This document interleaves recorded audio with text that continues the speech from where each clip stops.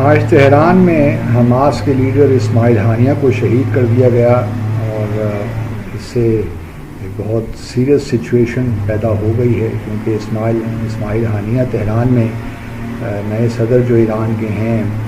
Masoud Pezeshkian, ان کی وہ یہ ہے کہ اسماعیل ہانیہ جو ہیں جو کہ حماس کے پولیٹیکل چیف تھے،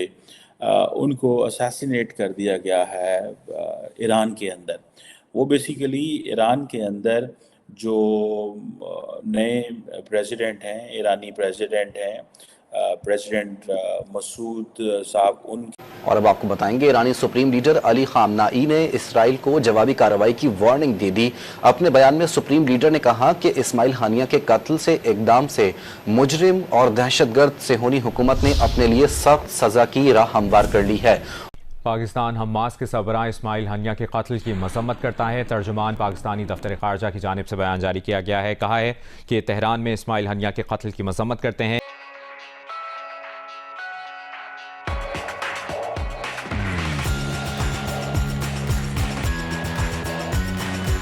امبیرسنگ سچویشن پیدا ہو گئی ہے، کیونکہ اسرائیل ڈینائی کر رہا ہے کہ ان کا کوئی ہاتھ ہے، لیکن اٹ گوز وداؤٹ سینگ کہ یہ بن نتنیاہو کا کیا ہوا ہے، کیونکہ وہ نہیں چاہتے کہ جو مذاکرات ہیں حماس کے ساتھ کسی طور آگے بڑھیں۔ وہ چاہتے ہیں کہ بن نتنیاہو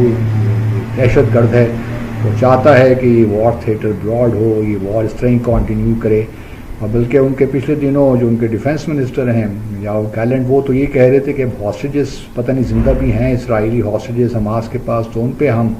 جو ہے یہ ہم تکیہ نہیں کر سکتے کہ وہ زندہ بھی ہوں گے۔ تو اس کا مطلب یہ ہے کہ ایران اب یہ اسرائیل چاہتا ہے کہ وار تھیٹر براڈ ہو، اور اس حوالے سے یہ جو غزہ میں جو وار ہو رہی ہے پھر آگے سے بڑھے۔ دوسری طرف ایک المیہ یہ بھی ہے کہ بہت سے عرب ممالک بھی حماس کو اس طرح ہی دیکھتے ہیں۔ گو ہم اسماعیل ہانیہ دوحہ میں رہتے تھے، قطر میں رہتے تھے، لیکن باقی عرب دنیا کا خیال یہی تھا کہ حماس نے فلسطین کو ڈیوائیڈ کر دیا ہے، کہ زمانے میں فتح جب یاسر عرفات تھے اس کو لیڈ کرتے تھے، تو Fatah was dominant political force in Palestine, لیکن حماس نے بہرحال غزہ میں اپنی حکومت بنائی، الیکشن میں بھی حصہ لیا، تو کچھ اور پھر وہ چونکہ ایک ملیٹریلی بڑی آرگنائزڈ جماعت تھی، ایران کی بھی سپورٹ ان کو حاصل تھی، تقریباً $500 ملین کے قریب کو اسسٹنس ملتی تھی ایران سے۔ تو سعودی باقی جو گلف کنٹریز ہیں وہ دیکھ ہی رہے تھے، مڈل ایسٹرن کنٹریز کے، یہاں پہ ایران کا بڑا انفلوئنس بڑھتا جا رہا ہے، حماس ہو، حزب اللہ ہو، اسلامی جہاد ہو، یمن کے ہوتیز ہوں۔ تو یہ وہ آرگنائزیشنز تھیں جس کے بارے میں عرب دنیا کا بھی جو کوئی رجحان کو اتنا مثبت نہیں تھا، تو وہ بھی یہ چاہتی تھیں کہ حماس کو بھی کمزور کیا جائے، راستے سے نکالا جائے۔ تو اس بابت جو ہے ایران اسرائیل اور عرب دنیا کے آپ کہہ لیجئے کہ مفادات کنورج کر رہے تھے۔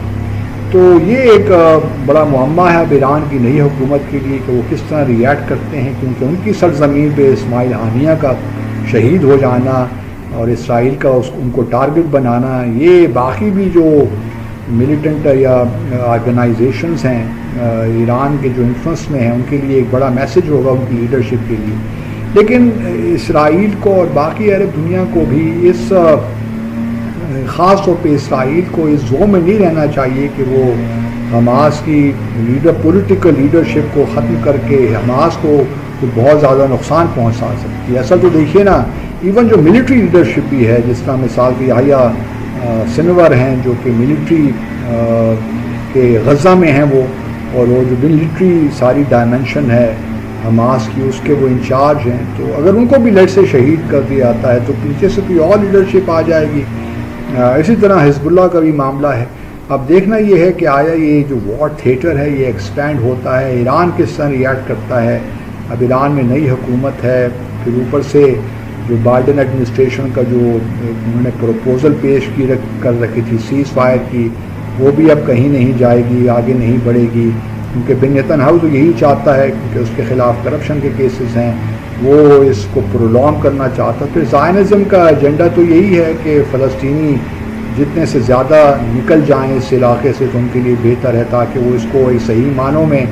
اسرائیلی ریاست بنا سکیں. وہ 2 اسٹیٹ سلوشن کی طرف سے ہی بھاگنا چاہتے ہیں کہ فلسطینی ریاست کا قیام تو اب ان کے لیے کوئی معنی ہی نہیں رکھتا. تو یہ وہ تمام چیزیں ہیں جو کہ اسلامی دنیا کو بھی سوچنا چاہیے کہ آیا وہ اسرائیل کی اس ڈیمانڈ کو، جو خاص طور پہ جو رائٹ ونگ کے لوگ ہیں اسرائیلی حکومت میں اس وقت، چاہے بن گویر ہوں اور لوگ ہوں، جو چاہتے ہیں کہ جی 2 اسٹیٹ سلوشن کی تو بات ہی نہیں کرنی، اب صرف ایک ہی اسٹیٹ ہوگی اس علاقے میں اور وہ ہوگی اسرائیل. تو یہ ایک ایران کے لیے، کیونکہ اگر کہیں اور ہوتا یہ واقعہ تو چلیے دوسری بات تھی، لیکن ایران میں اور اس وقت جب کہ یہ تقریب حلف برداری ہو رہی تھی، جب کہ security ironclad foolproof security ہوتی ہے، اس میں اگر کوئی آ کر اس طرح شہید کر دے تو پھر یہ ایران کے لیے ایک بہت بڑا چیلنج ہے. لیکن میرا اپنا خیال یہ ہے کہ ایران ڈائریکٹ انوالو نہیں ہوگا، کیونکہ اگر کوئی ایئر اسٹرائک ہوتی تو کوئی اور بات ہوتی ہے. تو نیچے سے لگتا ہے کسی نے قتل شہید کر دیا اسماعیل ہانیہ نے، جو اسرائیل کی پینیٹریشن بھی دکھاتے ہیں کتنی زیادہ. اس سے پہلے بھی اسرائیل نے ایران کے نیوکلیئر سائنٹسٹ کو بھی حملہ کیا، ان پہ بھی. لیکن یہ سننے میں آیا ہے کہ یہ جو حماس کے لیڈر ہیں اسماعیل ہانیہ، جو کہ ٹرکی میں رہتے تھے، زیادہ تر ٹرکی اور قطر میں رہتے تھے، ٹھیک ہے، ان کو اس میں جسے وہ کہتے ہیں نا ٹریول کیا، ادھر آئے، ایران آئے، اور ایران آنے کے بعد ان کو اور ان کے ایک گارڈ کو قتل کر دیا گیا ہے. یہ کیسے قتل ہوا ہے یہ ابھی تک خبر نہیں آ رہی. کہیں عرب میڈیا کہہ رہا ہے کہ میزائل مارا گیا ہے. The only way thing is کہ میزائل ہی مارا جا سکتا ہے، ادروائز تو ان کے ارد گرد جو سیکیورٹی جو ہے وہ ظاہری بات ہے بہت زیادہ ہوتی ہے. اور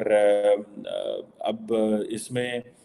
اس کے بہت سارے اینگل ہیں اس ساری سچویشن کو دیکھنے کے لیے.